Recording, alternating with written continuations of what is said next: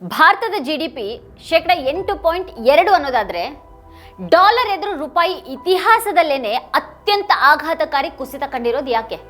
ವಿದೇಶಿ ಹೂಡಿಕೆದಾರರು ಭಾರತದ ಮಾರುಕಟ್ಟೆಯಿಂದ ತಮ್ಮ ಹಣವನ್ನ ಹಿಂತೆಗೆದುಕೊಳ್ತಾನೆ ಇರುವಾಗ ನಮ್ಮದು ಪ್ರಬಲ ಆರ್ಥಿಕತೆ ಅಂತ ಹೇಳ್ತಾ ಇರೋದ್ರ ನಿಜವಾದ ಅರ್ಥ ಏನು? ಕೆಲವೇ ದೊಡ್ಡ ಷೇರುಗಳು ಮಾತ್ರನೇ ಮಾರುಕಟ್ಟೆಯ ನಿರೂಪಣೆಯನ್ನ ನಿಯಂತ್ರಿಸ್ತಾ ಇರುವಾಗ ಸಣ್ಣ ಮತ್ತೆ ಮಧ್ಯಮ ಬಂಡವಾಳ ಕಂಪನಿಗಳ ಕಥೆ ಏನಾಗ್ತಾ ಇದೆ? ಕೋಟ್ಯಾಂತರ ಯುವಕರಿಗೆ ಸ್ಥಿರ ಉದ್ಯೋಗಗಳನ್ನು ಸೃಷ್ಟಿ ಮಾಡೋದಕ್ಕೆ ಸಾಧ್ಯ ಆಗದೇ ಇದ್ರೆ ಜಿಡಿಪಿ ಬೆಳವಣಿಗೆ ಅಂಕಿ ಸಂಖ್ಯೆಯ ಮೌಲ್ಯ ಏನು? ಭಾರತದ ಅತ್ಯುತ್ತಮ ಆರ್ಥಿಕ ಹಂತ ಅಂತ ಪ್ರಚಾರ ಮಾಡಲಾಗ್ತಾ ಇರುವಂತಹ ಅವಧಿಯಲ್ಲೇ ಲಕ್ಷಾಂತರ ಕಂಪನಿಗಳು ಯಾಕೆ ಮುಚ್ಕೊಂಡು ಹೋಗ್ತಾ ಇವೆ? ರೂಪಾಯಿ ಈ ಪರಿ ಪಾತಾಳ ಸೇರಿರುವಾಗ ಇಲ್ಲಿನ ಯುವ ಜನರು, ಸಣ್ಣ ಮಧ್ಯಮ ವರ್ಗದ ಉದ್ಯಮಿಗಳು, ಜನಸಾಮಾನ್ಯರು ಹೇಗೆಲ್ಲ ಅದಕ್ಕೆ ಬೆಲೆ ತೆರಬೇಕಾಗತ್ತೆ? ಡಾಲರ್ ಎದುರು ನಮ್ಮ ರೂಪಾಯಿ ಇನ್ನಿಲ್ಲದ ಹಾಗೆ ಕುಸಿದು ಬಿದ್ದಿರುವಾಗ ಕೇಳಲೇಬೇಕಾದಂಥ ಗಂಭೀರ ಪ್ರಶ್ನೆಗಳಿವು. ಆದರೆ ಭಟ್ಟಂಗಿತನದಲ್ಲಿ ಬ್ಯುಸಿ ಆಗಿರುವಂತಹ ಇಲ್ಲಿನ ಮಡಿಲ ಮೀಡಿಯಾಗಳು ಈ ಪ್ರಶ್ನೆಗಳನ್ನ ಕೇಳೋದಿಲ್ಲ. ನಾವಿವತ್ತಿನ ವಿಡಿಯೋದಲ್ಲಿ ಈ ಪ್ರಶ್ನೆಗಳ ಬಗ್ಗೆನೇ ಚರ್ಚೆ ಮಾಡೋಣ. ನೀವು ಈ ವಿಡಿಯೋವನ್ನ ನೋಡ್ತಾ ಇದ್ರೆ ಈಗಲೇ ವಿಡಿಯೋ ಕೆಳಗೆ ಕಾಣ್ತಾ ಇರುವಂತಹ ಸಬ್ಸ್ಕ್ರೈಬ್ ಬಟನ್ ಹಾಗೆ ಪಕ್ಕದಲ್ಲಿ ಇರುವಂತಹ ಬೆಲ್ ಐಕಾನ್ ಪ್ರೆಸ್ ಮಾಡಿ ನಮ್ಮನ್ನ ಪ್ರೋತ್ಸಾಹಿಸಿ. ಇಂತಹ ಪ್ರಶ್ನೆಗಳನ್ನ ಕೇಳುವ ನಿಮ್ಮ ವಾರ್ತಾ ಭಾರತಿಗೆ ಪ್ರತಿಯೊಬ್ಬ ಸಬ್ಸ್ಕ್ರೈಬರ್ ದೊಡ್ಡ ಶಕ್ತಿಯನ್ನ ಕೊಡ್ತಾರೆ. ಈ ವಿಡಿಯೋವನ್ನ ಮಿಸ್ ಮಾಡದೆ ಕೊನೆವರೆಗೂ ನೋಡಿ. ಹಾಗೆ ಈ ಕುರಿತಾಗಿ ನಿಮ್ಗೆ ಅಭಿಪ್ರಾಯಗಳಿದೆ ಅದನ್ನ ವಿಡಿಯೋದ ಕೆಳಗಡೆ ಕಮೆಂಟ್ ಮಾಡಿ. ಹಾಗೆ ಈ ವಿಡಿಯೋದ ಲಿಂಕ್ ಅನ್ನ ನಿಮ್ಮೆಲ್ಲ ಬಂಧು ಮಿತ್ರರಿಗೆ ವಾಟ್ಸ್ಆಪ್ ಮಾಡಿ ಸತ್ಯವನ್ನ ಎಲ್ಲೆಡೆಗೆ ತಲುಪಿಸಿ. ಈಗಿನ ವಿಷಯಕ್ಕೆ ಬರೋಣ. ಡಾಲರ್ ಎದುರು ರೂಪಾಯಿ ಮೌಲ್ಯ 90.2 ಕುಸಿತ ಕಂಡಿದೆ. ಇದು ಸಾರ್ವಕಾಲಿಕ ಕನಿಷ್ಠ ಮಟ್ಟ ಆಗಿದೆ. ವಿದೇಶಿ ಹೂಡಿಕೆದಾರರು ಭಾರತೀಯ ಶೇರ್ ಮಾರುಕಟ್ಟೆಯಿಂದ ಹಣವನ್ನು ಹಿಂಪಡೆಯೋದು, ಮಾರಾಟ ಮಾಡೋದು ಮತ್ತೆ ಭಾರತೀಯ ಹೂಡಿಕೆದಾರರು ಖರೀದಿ ಮಾಡೋದು ಇದಕ್ಕೆ ಕಾರಣ ಆಗಿರಬಹುದು ಅಂತ ಹೇಳಲಾಗ್ತಾ ಇದೆ. ಯಾರು ಬುದ್ಧಿವಂತರು ಅನ್ನೋದನ್ನ ಕಾಲನೇ ಹೇಳುತ್ತೆ. ಈಗ ಸದ್ಯಕ್ಕೆ ವಿದೇಶಿ ಹೂಡಿಕೆದಾರರು ಬುದ್ಧಿವಂತರು ಅಂತ ತೋರುತ್ತೆ. ರೂಪಾಯಿ ಮೌಲ್ಯ ಕುಸಿತ ಮತ್ತೆ ವಿದೇಶಿ ಡಾಲರ್ ಒಳಹರಿವಿನ ಕೊರತೆ ಇಲ್ಲಿನ ಕಂಪನಿಗಳ ಮೇಲೆ ಪರಿಣಾಮ ಬೀರುವಂತಹ ಸಾಧ್ಯತೆ ಇದೆ. ಬಹುತೇಕ ಎಲ್ಲಾ ವಲಯಗಳಲ್ಲಿನ ಸಣ್ಣ ಮತ್ತೆ ಮಧ್ಯಮ ಗಾತ್ರದ ಕಂಪನಿಗಳು ತೀವ್ರ ಸಂಕಷ್ಟದಲ್ಲಿವೆ ಅಂತ ವರದಿಗಳು ಹೇಳ್ತಾ ಇವೆ.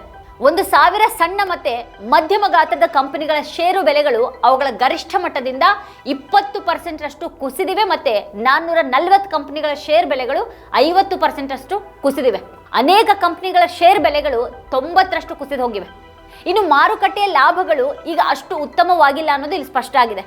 ಹಾಗಾದ್ರೆ ನಮ್ಮ ಆರ್ಥಿಕತೆ ಒಂದು ಸುಳ್ಳಿನ ಸುಳಿಯಲ್ಲಿ ಸಿಲುಕಾಕೊಂಡಿದೆಯಾ?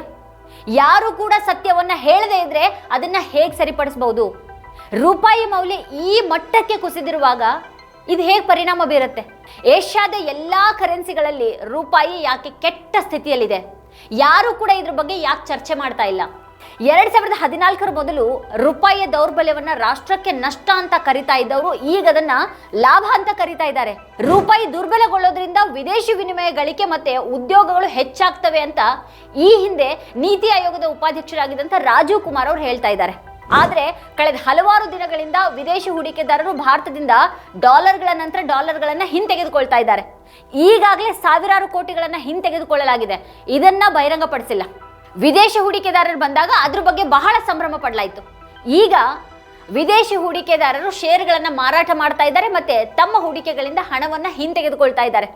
ಆದ್ರೆ ರೂಪಾಯಿ ದುರ್ಬಲಗೊಳ್ಳೋದ್ರಿಂದ ವಿದೇಶಿ ವಿನಿಮಯ ಗಳಿಕೆ ಹೆಚ್ಚಾಗುತ್ತೆ ಮತ್ತೆ ಉದ್ಯೋಗಗಳು ಸೃಷ್ಟಿಯಾಗುತ್ತವೆ ಅಂತ ಯಾಕೆ ಸುಳ್ಳು ಹೇಳಲಾಗ್ತಾ ಇದೆ? ರೂಪಾಯಿ ಕುಸಿತಕ್ಕೆ ಇಲ್ಲಿ ಹಲವು ಕಾರಣಗಳಿವೆ. ವಿಫಲ ಆರ್ಥಿಕ ನೀತಿಗಳು ಮತ್ತೆ ವಿಫಲ ವಿದೇಶಾಂಗ ನೀತಿಯು ಕೂಡ ಅಂಥ ಕಾರಣ. ಅಮೆರಿಕದ ಸುಂಕಗಳು ನಮ್ಮ ಆರ್ಥಿಕತೆಗೆ ವಿನಾಶಕಾರಿ ಹೊಡೆತವನ್ನ ನೀಡಿವೆ. ವ್ಯಾಪಾರ ಒಪ್ಪಂದದ ಕೊರತೆಯಿಂದಾಗಿ ರೂಪಾಯಿ ಮತ್ತಷ್ಟು ದುರ್ಬಲಗೊಂಡಿದೆ. ಇಲ್ಲಿ ಮತ್ತೊಂದು ಪ್ರಮುಖ ಕಾರಣ ಏನು ಅಂತ ಅಂದ್ರೆ ನಿರಂತರವಾಗಿ ಹೆಚ್ಚುತ್ತಾ ಇರುವಂತಹ ಆಮದು ಪ್ರಮಾಣ ಮತ್ತೆ ನಿರಂತರವಾಗಿ ಹೆಚ್ಚುತ್ತಾ ಇರುವಂತಹ ವ್ಯಾಪಾರ ಕೊರತೆ.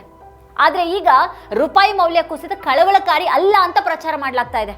ಪ್ರಧಾನಿ, ಅವ್ರ ಸರ್ಕಾರ, ಈ ಕಪಟ ಅರ್ಥಶಾಸ್ತ್ರಜ್ಞರು ಮತ್ತೆ ಇಲ್ಲಿನ ಮಡಿಲ ಮಾಧ್ಯಮಗಳು ರೂಪಾಯಿ ದುರ್ಬಲಗೊಳ್ಳೋದು ನಿಜಕ್ಕೂ ಒಳ್ಳೇದು ಅಂತ ಹೇಳ್ತಾ ಇರೋದೇ ಒಂದು ರೀತಿ ವಿಚಿತ್ರವಾಗಿದೆ. ಇದು ಸಂಪೂರ್ಣವಾಗಿ ಸುಳ್ಳು. ರೂಪಾಯಿ ಈಗ ಏಷ್ಯಾದಲ್ಲೇನೆ ಅತ್ಯಂತ ಕಳಪೆ ಮಟ್ಟಕ್ಕೆ ಇಳಿದಿರುವಂತಹ ಒಂದು ಕರೆನ್ಸಿ ಆಗಿದೆ. 2025 ಏಪ್ರಿಲ್ನಿಂದ ಅಕ್ಟೋಬರ್ ವರೆಗಿನ ಆಮದು ಪ್ರಮಾಣ ಸುಮಾರು 58 ಲಕ್ಷ ಕೋಟಿ ರೂಪಾಯಿ. ಇದು ಕಳೆದ ವರ್ಷಕ್ಕಿಂತಲೂ 10% ಹೆಚ್ಚಾಗಿದೆ. RBI ಏನೂ ಮಾಡಲಿಲ್ಲ ಅಂತ ಅರ್ಥ ಅಲ್ಲ. ರೂಪಾಯಿಯನ್ನ ಬಲವಾಗಿಡೋದಕ್ಕೆ RBI ಸುಮಾರು 4 ಲಕ್ಷ ಕೋಟಿ ಖರ್ಚು ಮಾಡಿದೆ. ಆದ್ರೆ ಅದು ಯಾವುದು ಕೂಡ ಪರಿಣಾಮ ಬೀರ್ತಾ ಇಲ್ಲ. ರೂಪಾಯಿ ದುರ್ಬಲಗೊಳ್ತಾ ಇದೆ ಮತ್ತೆ ಅದು ಏನೂ ಕೂಡ ಪರಿಣಾಮ ಬೀರೋದಿಲ್ಲ ಅಂತ ಭಾವಿಸಿದ್ರೆ ತಪ್ಪದು. ರೂಪಾಯಿ ದುರ್ಬಲಗೊಳ್ಳೋದು ಅಂತ ಅಂದ್ರೆ ದೇಶದ ಆಮದು ಬಿಲ್ ಹೆಚ್ಚಾಗುತ್ತೆ. ನಾವು ವಿದೇಶದಿಂದ ಏನೇ ಖರೀದಿ ಮಾಡಿದ್ರು ಕೂಡ ಅದು ಹೆಚ್ಚು ದುಬಾರಿ ಆಗುತ್ತೆ ಮತ್ತೆ ನಾವು ಅವುಗಳಿಗೆ ಹೆಚ್ಚು ಹಣವನ್ನು ಪಾವತಿಸಬೇಕಾಗುತ್ತೆ. ಭಾರತಕ್ಕೆ ಖರೀದಿಸಿ ತರುವಂತ ಹೆಚ್ಚಿನ ಬೆಲೆಯ ಸರಕುಗಳ ಬೆಲೆಯೂ ಕೂಡ ಇಲ್ಲಿ ಹೆಚ್ಚಾಗುತ್ತೆ ಅನ್ನೋದು ಸ್ಪಷ್ಟ. ಅಂದ್ರೆ ಈಗ ಉದಾಹರಣೆಗೆ ಕಚ್ಚಾ ತೈಲ ಹೆಚ್ಚು ದುಬಾರಿ ಆದ್ರೆ ಡೀಸೆಲ್ ಮತ್ತೆ ಪೆಟ್ರೋಲ್ ಇಲ್ಲಿ ಹೆಚ್ಚು ದುಬಾರಿ ಆಗತ್ತವೆ. ಸಾರಿಗೆ ವೆಚ್ಚದ ಅಗತ್ಯ ಇರುವಂತಹ ತರಕಾರಿಗಳು, ಹಣ್ಣುಗಳು ಮತ್ತೆ ಇತರ ವಸ್ತುಗಳು ಕೂಡ ಹೆಚ್ಚು ದುಬಾರಿ ಆಗ್ತವೆ. ಹಣದುಬ್ಬರ ಹೆಚ್ಚಾದಾಗ RBI ಬಡ್ಡಿ ದರಗಳನ್ನು ಕೂಡ ಹೆಚ್ಚು ಮಾಡುತ್ತೆ. ಇದರಿಂದಾಗಿ ನಿಮ್ಮ ಸಾಲದ EMI ಕೂಡ ಹೆಚ್ಚಾಗುತ್ತೆ. ಅಲ್ಲದೆ ವಿದೇಶ ಪ್ರಯಾಣ, ಆಹಾರ, ಶಿಕ್ಷಣ ಎಲ್ಲವೂ ಕೂಡ ದುಬಾರಿ ಆಗುತ್ತೆ. ಹೀಗಿರುವಾಗ ರೂಪಾಯಿ ಕುಸಿತಾನೆ ಇದ್ರೂ ಕೂಡ ನಾವು ಸಂತೋಷವಾಗಿರ್ತೀವಿ ಅನ್ನುವಂಥ ಒಂದು ಭ್ರಮೆಯಲ್ಲಿ ನಮ್ಮನ್ನ ತಳ್ಳಲಾಗ್ತಾ ಇದೆಯಾ? ರೂಪಾಯಿ ಕುಸಿತ ಮೋದಿ ಅವ್ರ ಮೇಲೆ ಯಾವುದೇ ಪರಿಣಾಮವನ್ನ ಬೀರೋದಿಲ್ಲ, ಆದ್ರೆ ಅದು ಖಂಡಿತವಾಗಿಯೂ ಜನರ ಮೇಲೆ ಪರಿಣಾಮ ಬೀರುತ್ತೆ. ಅದು ನಿಜವಾಗಿಯೂ ಲಾಭದಾಯಕನೇ ಆಗಿದ್ರೆ ಸರ್ಕಾರನೇ ರೂಪಾಯಿಯನ್ನ ದುರ್ಬಲಗೊಳಿಸ್ತಾ ಇತ್ತು. GDP ಅಂಕಿಅಂಶ 8.2 ಅಂತ ಹೇಳಲಾಗ್ತಾ ಇರುವಾಗ ಅದೇ ಸಮಯದಲ್ಲಿ ರೂಪಾಯಿ ಕೂಡ ಕುಸಿತಾ ಇದೆ.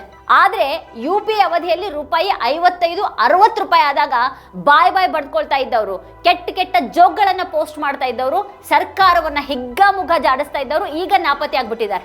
ಕನಿಷ್ಠ ರೂಪಾಯಿ ಇಷ್ಟೊಂದು ಕುಸಿತಾ ಇರೋದು ಯಾಕೆ ಅನ್ನುವಂಥ ಪ್ರಶ್ನೆಯನ್ನು ಕೂಡ ಅವ್ರು ಯಾರು ಕೇಳ್ತಾ ಇಲ್ಲ. ಯುವಕರಿಗೆ ಉದ್ಯೋಗಗಳು ಸಿಗೋದು ಹಾಗಿರ್ಲಿ, ಇಲ್ಲಿ ಇಂಟರ್ನ್ಶಿಪ್ಗಳ ಬಗ್ಗೆನೇ ಬಿಕ್ಕಟ್ಟಿದೆ. PM ಇಂಟರ್ನ್ಶಿಪ್ ಯೋಜನೆ ವಿಫಲವಾಗಿದೆ ಅನ್ನೋದು ಹಳೆ ವಿಷಯ. ಅದು ಈ ಯೋಜನೆಯನ್ನ ಫೆಬ್ರವರಿ 2024ರಲ್ಲಿ ಬಜೆಟ್ ಸಮಯದಲ್ಲಿ ಘೋಷಣೆ ಮಾಡಲಾಯಿತು. ಇದು ಅದ್ಭುತ ಯೋಜನೆ, ಮೋದಿ ಮಾತ್ರ ಇಂಥ ಯೋಜನೆಯನ್ನ ತರಬಲ್ಲರು ಅಂತೆಲ್ಲ ಹೇಳಲಾಯಿತು. ಅವಾಗ ಟಾಪ್ 500 ಕಂಪನಿಗಳಿಗೆ ಈ ಒಂದು ಯೋಜನೆಯಲ್ಲಿ ಭಾಗವಹಿಸೋದಕ್ಕೆ ಅವಕಾಶವನ್ನ ನೀಡಲಾಗುವುದು ಅಂತ ಹೇಳಲಾಯಿತು. 5 ವರ್ಷಗಳಲ್ಲಿ 1 ಕೋಟಿ ಯುವಕರಿಗೆ ಇಂಟರ್ನ್ಶಿಪ್ ಒದಗಿಸೋದು ಈ ಒಂದು ಯೋಜನೆಯ ಗುರಿಯಾಗಿತ್ತು. ಅಂದ್ರೆ ಇದರ ಅರ್ಥ 1 ವರ್ಷದಲ್ಲಿ 20 ಲಕ್ಷ ಯುವಕರಿಗೆ ತರಬೇತಿಯನ್ನ ನೀಡೋದು. ಆದ್ರೆ ಮೊದಲ ವರ್ಷದಲ್ಲಿ ಎಷ್ಟು ವಿದ್ಯಾರ್ಥಿಗಳು ಇಂಟರ್ನ್ಶಿಪ್ ಅನ್ನ ಪಡೆದ್ರು? ಹಾಗಾದ್ರೆ TMC ಸಂಸದೆ ಸಯಾನಿ ಘೋಷ್ ಅವರು ಭಾರತ ಸರ್ಕಾರದ ಕಾರ್ಪೊರೇಟ್ ವ್ಯವಹಾರಗಳ ಸಚಿವಾಲಯವನ್ನ ಕೇಳಿದಾಗ 1 ವರ್ಷದಲ್ಲಿ 1.25 ಲಕ್ಷ ಇಂಟರ್ನ್ಶಿಪ್ ಅವಕಾಶಗಳನ್ನ ಒದಗಿಸುವಂತಹ ಗುರಿ ಇದ್ದು ಅಕ್ಟೋಬರ್ 3, 2024ರಂದು ಪೈಲಟ್ ಯೋಜನೆಯನ್ನ ಪ್ರಾರಂಭಿಸಲಾಗಿದೆ ಅನ್ನುವಂಥ ಉತ್ತರ ಬಂತು. ಸರ್ಕಾರ ಅದಕ್ಕಾಗಿ 73 ಕೋಟಿಗೂ ಹೆಚ್ಚು ಖರ್ಚು ಮಾಡಿದೆ. ಈ 73 ಕೋಟಿಯಲ್ಲಿ 16 ಕೋಟಿಗೂ ಹೆಚ್ಚು ಜಾಹೀರಾತಿಗಾಗಿನೇ ಖರ್ಚಾಗಿದೆ. ಆದ್ರೆ PM ಇಂಟರ್ನ್ಶಿಪ್ ಯೋಜನೆ ಇಲ್ಲಿ ವಿಫಲವಾಗಿದೆ ಅಥವಾ ನಿಷ್ಪ್ರಯೋಜಕವಾಗಿದೆ, ಮತ್ತೆ ಅದು ಕಾರ್ಯನಿರ್ವಹಿಸ್ತಾ ಇಲ್ಲ ಅನ್ನೋದನ್ನ ಇಲ್ಲಿ ಹೇಳಲಾಗ್ತಾ ಇಲ್ಲ. 4566 ವಿದ್ಯಾರ್ಥಿಗಳು ತಮ್ಮ ಇಂಟರ್ನ್ಶಿಪ್ಗಳನ್ನ ಮಧ್ಯದಲ್ಲಿನೇ ಬಿಟ್ಟಿದ್ದಾರೆ. ಎಷ್ಟು ಜನರಿಗೆ ಉದ್ಯೋಗವನ್ನ ನೀಡಲಾಗಿದೆ ಅನ್ನೋ ಒಂದು ಪ್ರಶ್ನೆಯನ್ನ ಯಾರು ಕೇಳ್ತಾ ಇದ್ದಾರೆ? 1 ಕೋಟಿಗೂ ಹೆಚ್ಚು ಜನರಿಗೆ ಇಂಟರ್ನ್ಶಿಪ್ ನೀಡುವಂತ ಭರವಸೆ ನೀಡಿದಂತ ಈ ಯೋಜನೆ 100 ಉದ್ಯೋಗಗಳನ್ನು ಕೂಡ ಇಲ್ಲಿ ಒದಗಿಸಿಲ್ಲ. ಹಾಗಾದ್ರೆ ಉದ್ಯೋಗಗಳು ಯಾಕೆ ಸೃಷ್ಟಿ ಆಗ್ತಾ ಇಲ್ಲ? 2021ರಿಂದ 2025 ನಡುವಿನ ಈ 5 ವರ್ಷಗಳಲ್ಲಿ $100 ಬಿಲಿಯನ್ IPOಗಳನ್ನ ಸಂಗ್ರಹಿಸಲಾಗಿದೆ ಅಂತ ಪರಿಣಿತರು ಹೇಳ್ತಾರೆ. ಭಾರತೀಯ ಮಾರುಕಟ್ಟೆಯಲ್ಲಿ ಎಷ್ಟೆಲ್ಲ ಹಣ ಇದೆ, ಆರ್ಥಿಕತೆ ಎಷ್ಟು ಪ್ರಬಲವಾಗಿದೆ ಅಂತೆಲ್ಲ ಇಲ್ಲಿ ದೊಡ್ಡದಾಗಿ ಹೇಳ್ಕೊಳ್ಳೋದು ನಡೆಯುತ್ತೆ. ಆದ್ರೆ ಈ ಗದ್ದಲದಲ್ಲಿ IPO ಒಳಗೆ ಮಾರಾಟಕ್ಕಿರುವಂತಹ ಕೊಡುಗೆ ಏನು ಅಂತ ಹೇಳಲಾಗ್ತಾ ಇಲ್ಲ. ತಮ್ಮ ಷೇರುಗಳನ್ನ ಮಾರಾಟ ಮಾಡೋ ಮೂಲಕ ಅದರ ಪ್ರಮೋಟರ್ಗಳು ಎಷ್ಟು ಗಳಿಸಿದ್ರು ಮತ್ತೆ ಆ ಹಣ ಎಲ್ಲಿಗೆ ಹೋಯ್ತು ಅನ್ನೋಂಥ ಒಂದು ಪ್ರಶ್ನೆಗೆ ಉತ್ತರ ಇಲ್ಲ. ಪ್ರಮೋಟರ್ಗಳು ಸ್ವತಃ ಹೂಡಿಕೆಯನ್ನ ಮಾಡ್ತಾ ಇಲ್ಲ ಅನ್ನೋದು ಇಲ್ಲಿ ಸ್ಪಷ್ಟ ಆಗಿದೆ. ಅವರು ತಮ್ಮ ಕಂಪನಿ ಮತ್ತೆ ಷೇರುಗಳ ಮೌಲ್ಯಮಾಪನದ ಲಾಭವನ್ನ ಪಡೆದುಕೊಂಡು ಷೇರುಗಳನ್ನ ಮಾರಾಟ ಮಾಡಿ ಹೊರಟು ಹೋಗ್ತಾ ಇದ್ದಾರೆ. ಹಾಗಾದ್ರೆ ಅವರಿಗೆ ಭಾರತೀಯ ಮಾರುಕಟ್ಟೆಯಲ್ಲಿ ನಂಬಿಕೆ ಇಲ್ವಾ? ಪರಿಣಿತರೇ ಹೇಳೋ ಪ್ರಕಾರ IPOಗಳ ಮೂಲಕ ಸಂಗ್ರಹಿಸಿದಂತ ಹಣದ 60% ಖಂಡಿತವಾಗಿಯೂ ಕಂಪನಿಗಳಿಗೇನೆ ಹೋಯ್ತು. ಆದ್ರೆ ಆ ಹಣದಲ್ಲಿ ಕೇವಲ 15% ಮಾತ್ರನೇ ಹೊಸ ಸ್ಥಾವರಗಳು ಅಥವಾ ಯಂತ್ರೋಪಕರಣಗಳನ್ನು ಸ್ಥಾಪಿಸೋದಕ್ಕೆ ಬಳಸಲಾಯಿತು. ಈ ಹಣದಿಂದ ಸ್ಥಾವರಗಳು ಮತ್ತೆ ಕಾರ್ಖಾನೆಗಳನ್ನು ಸ್ಥಾಪಿಸಲಾಗ್ತಾ ಇದೆಯಾ ಅನ್ನೋದು ಕೂಡ ಇಲ್ಲಿ ಸ್ಪಷ್ಟ ಆಗಿಲ್ಲ. ಅದಿಲ್ಲ ಅನ್ನೋದಾದ್ರೆ ಉದ್ಯೋಗಗಳು ಹೇಗೆ ಸೃಷ್ಟಿ ಆಗ್ತವೆ ಹಾಗಾದ್ರೆ? ಆದ್ರೆ 2 ದಶಕಗಳ ಹಿಂದೆ IPOಗಳ ಮೂಲಕ ಸಂಗ್ರಹಿಸಿದಂತ ಹಣದ ಹೆಚ್ಚಿನ ಭಾಗವನ್ನ ಸ್ಥಾವರಗಳು ಮತ್ತೆ ಕಾರ್ಖಾನೆಗಳನ್ನು ಸ್ಥಾಪಿಸೋದಕ್ಕೆ ಖರ್ಚು ಮಾಡಲಾಗಿತ್ತು. ಈಗ ಅದು ಕೂಡ ಆಗ್ತಾ ಇಲ್ಲ. ಹಾಗಾಗಿ ಉದ್ಯೋಗಗಳನ್ನು ಪಡೆಯೋದಕ್ಕೆ ಸಾಧ್ಯ ಇಲ್ಲ. ಮೋದಿ ಸರ್ಕಾರನೇ ಲೋಕಸಭೆಯಲ್ಲಿ ಕೊಟ್ಟಂತ ಅಂಕಿಅಂಶಗಳ ಪ್ರಕಾರ ಕಳೆದ 5 ವರ್ಷಗಳಲ್ಲಿ 2 ಲಕ್ಷಕ್ಕೂ ಹೆಚ್ಚು ಕಂಪನಿಗಳು ಮುಚ್ಚಲ್ಪಟ್ಟಿವೆ. ಮುಚ್ಚುವಂತ ಕಂಪನಿಗಳಲ್ಲಿ ಕೆಲಸ ಮಾಡಿದಂತ ಜನರು ಎಲ್ಲಿಗೆ ಹೋಗ್ತಾರೆ? 2 ಲಕ್ಷಕ್ಕೂ ಹೆಚ್ಚು ಕಂಪನಿಗಳು ಮುಚ್ಚಿವೆ ಅಂತ ಅಂದ್ರೆ ಕೋಟ್ಯಾಂತರ ಉದ್ಯೋಗಿಗಳ ಮೇಲೆ ಅದು ಪರಿಣಾಮ ಬೀರಿರ್ಬೇಕಲ್ವಾ? ಹೀಗೆಲ್ಲ ಇರುವಾಗ ಸರ್ಕಾರ ಗಮನವನ್ನ ಬೇರೆ ಕಡೆಗೆ ಸೆಳೆಯುವಂತ ಕೆಲಸವನ್ನ ತಪ್ಪದೇ ಮಾಡುತ್ತೆ. ಇಲ್ಲಿ ಆ ರೀತಿ ಗಮನವನ್ನ ಬೇರೆ ಕಡೆಗೆ ಸೆಳೆಯೋದ್ರ ಭಾಗ ಆಗಿ ಪ್ರಧಾನಮಂತ್ರಿಗಳ ನಿವಾಸವನ್ನ ಲೋಕ ನಿವಾಸ್ ಅಂತ ಮರುನಾಮಕರಣ ಮಾಡಲಾಯಿತು. ಅದರಿಂದ ಏನು ಬದಲಾಯಿತು? ಜನರಿಗೆ ಏನು ಉಪಯೋಗ ಆಯಿತು ಅನ್ನೋದು ಯಾರಿಗೂ ಕೂಡ ಗೊತ್ತಿಲ್ಲ. ಇಲ್ಲಿ ಈಗ PMO ಸಂಕೀರ್ಣಕ್ಕೆ ಸೇವಾ ತೀರ್ಥ ಅಂತ ಹೆಸರಿಡಲಾಗುವುದು ಅನ್ನೋ ಒಂದು ಸುದ್ದಿ ಬಂದಿದೆ. ಇದನ್ನೇ ಸರ್ಕಾರ ಮಾಡಿಕೊಂಡು ಕೂತ್ರೆ ಈ ಸರ್ಕಾರ ಬರೋದಕ್ಕೆ ಓಟ್ ಹಾಕಿದ, ಘೋಷಣೆ ಕೂಗಿದ, ಹಾಗೆ ಕಾರ್ಯಕರ್ತರಾಗಿ ದುಡಿದಂಥ ಕೋಟ್ಯಾಂತರ ನಿರುದ್ಯೋಗಿ ಉದ್ಯೋಗಾಕಾಂಕ್ಷಿಗಳ ಕಥೆ ಏನು? ಅವರು ಫಾರಂಗಳನ್ನು ಭರ್ತಿ ಮಾಡೋದು, ಕನಸು ಕಾಣೋದು, ಪರೀಕ್ಷೆಗಳಿಗೆ ಕಾಯೋದು, ಮತ್ತೆ ಪರೀಕ್ಷೆನ ಬರೆಯೋದು, ಉದ್ಯೋಗ ಕಾಯೋದು, ವಿವಿಧ ಕಂಪನಿಗಳಿಗೆ ರೇಸ್ಯೂಮ್ಗಳನ್ನು ಸಲ್ಲಿಸೋದು, ಇಷ್ಟರಲ್ಲಿ ಅವ್ರು ಬದುಕು ಕಳಿಬೇಕಾ? ಇಲ್ಲಿ ಜನರು ತಮ್ಮ ಮೆದುಳನ್ನು ಬಳಸದೇ ಇರುವಾಗ ಡಾಲರ್ ಎದುರು ರೂಪಾಯಿ 90ಕ್ಕೂ ಮೀರಿ ಕುಸಿದ್ರು ಕೂಡ ಅದು ಬಹಳ ಚಂದ ಕಾಣ್ತಿದೆ ಅಲ್ವಾ? ಅದನ್ನು ಕೂಡ ರೂಪಾಯಿ ಶತಕದ ಕಡೆಗೆ ದಾಪುಗಾಲು ಅಂತ ಸಂಭ್ರಮಿಸೋದನ್ನು ಕೂಡ ನಾವಿಲ್ಲಿ ನೋಡಿದ್ರೂ ನೋಡಬಹುದೇನು? ವೀಕ್ಷಕರ ಕುರಿತಾಗಿ ನೀವೇನು ಹೇಳ್ತೀರಿ, ಏನು ಅಭಿಪ್ರಾಯ ಇದೆ ನಿಮಗೆ? ಅದನ್ನು ವಿಡಿಯೋ ಕೆಳಗಡೆ ಕಮೆಂಟ್ ಮಾಡಿ ನಮಗೆ ತಿಳಿಸಿ. ಇದೇ ಹೊತ್ತಿನ ಸ್ಪೆಷಲ್ ನೋಡ್ತಾ ಇರಿ ವಾರ್ತಾಭಾರತಿ. ನೀವಿನ್ನು ವಾರ್ತಾಭಾರತಿ ಯೂಟ್ಯೂಬ್ ಚಾನಲನ್ನು ಸಬ್ಸ್ಕ್ರೈಬ್ ಮಾಡಿಲ್ಲ ಅನ್ನೋದಾದರೆ ಈ ಕೂಡಲೇ ಸಬ್ಸ್ಕ್ರೈಬ್ ಮಾಡಿ, ಹಾಗೆ ಪಕ್ಕದಲ್ಲೇ ಇರುವಂಥ ಬೆಲ್ ಐಕಾನ್ನ ಪ್ರೆಸ್ ಮಾಡಿ ನಮ್ಮನ್ನು ಪ್ರೋತ್ಸಾಹಿಸಿ.